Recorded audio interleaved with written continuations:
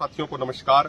साथियों, आप सबको पता है कि 22 जुलाई को हमने घोषणा करी थी दिल्ली में कि हरियाणा में हमारी दो बड़ी महापंचायतें होंगी राष्ट्रीय स्तर की।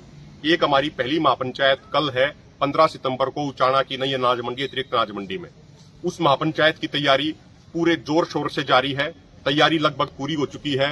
हरियाणा के भी तमाम जिलों से, तमाम गांवों से किसान बड़ी संख्या में आएंगे।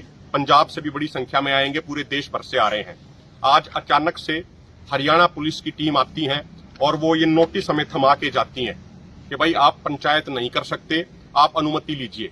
हमने उनको कहा कि जो ये कोड ऑफ कंडक्ट लगा हुआ है ये राजनेताओं के लिए है जो चुनाव लड़ रहे हैं, ये किसानों के लिए नहीं है।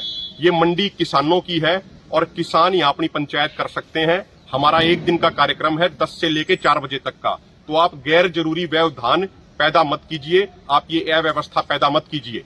लेकिन उसके बाद उन्होंने जोर जबरदस्ती दिखाते हुए ये नोटिस उन्होंने दिए, हमारे साथियों को, मुझे भी दिया, सुनील भाई को भी दिया, अन्य साथियों को दिया।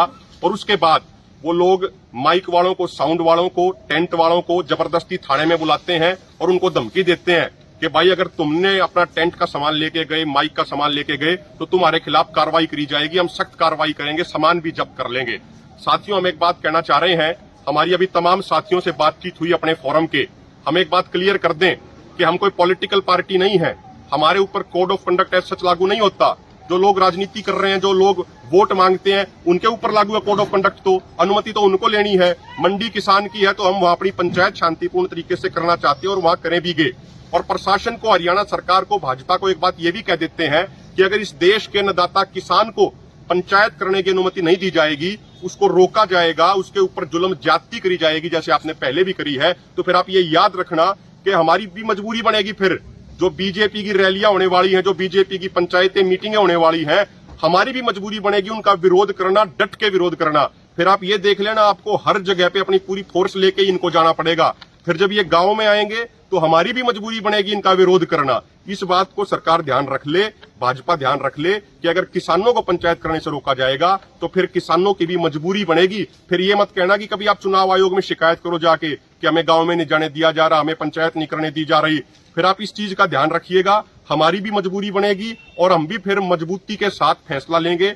हमने अपने फोरम के तमाम साथियों से बात कर ली है, फोरम के साथियों ने भी ये संदेश डाल दिया है। और मेरी किसान भाइयों से भी हाथ जोड़ के प्रार्थना है कि पहले से भी दुगनी ताकत लगा के आप लोगों को कल 10 बजे उचाना की नई अनाज मंडी, अतिरिक्त अनाज मंडी में पहुंचना है। अपनी गाड़ियों में जो जो आपने साधन कर रखे हैं उन साधनों के साथ आपको आना है। कार्यक्रम हमें शांतिपूर्ण रखना है। हमारी जिम्मेदारी बनती है हम अनुशासन में रहें, हम शांति के साथ रहें, हम अपनी जिम्मेदारी पूरी निभाएंगे और आपको अधिक से अधिक संख्या में पूरी ताकत के साथ पहुंचना है। अगर अब हम पीछे हट गए साथियों, अगर अब हम कमजोर पड़ गए तो फिर तो ये अपनी पूरी तरीके से तानाशाही पे उतराएंगे। मतलब ये किसानों को पंचायत भी नहीं करने दे रहे, तो इनकी तानाशाही को तोड़ना, इनकी तानाशाही को खत्म करना अभी बहुत जरूरी है। इसलिए मेरी आपसे हाथ जोड़ के प्रार्थना है, कल सारे साथी अधिक से अधिक संख्या में 10 बजे शांतिपूर्ण तरीके से अनुशासन में रह के उचाना की नई अनाज मंडी में पहुंचे। इस तरीके की तानाशाही कतई बर्दाश्त नहीं करी जाएगी। और हम प्रशासन से भी ये बात कहना चाहते हैं कि इस गैर जरूरी टकराव से वो बचें। हम खुद किसी तरह का टकराव नहीं चाहते। हमारी 6 घंटे की हमारा कार्यक्रम है, उसमें इस तरीके से किसी को, साउंड वाले को, किसी को टेंट वाले को ना धमकाया जाए और आराम से किसानों को पंचायत करने दी जाए। अन्यथा फिर जैसा हमारे फोरम ने कहा, फिर हम मजबूत फैसला लेंगे, स्ट्रिक्ट फैसला लेंगे, चाहे उसके लिए गर्दन कटानी पड़े। मजबूती से वो फैसले लागू किए जाएंगे और हमारी भी मजबूरी बनेगी फिर बीजेपी के हर कार्यक्रम का विरोध करना। बहुत बहुत धन्यवाद।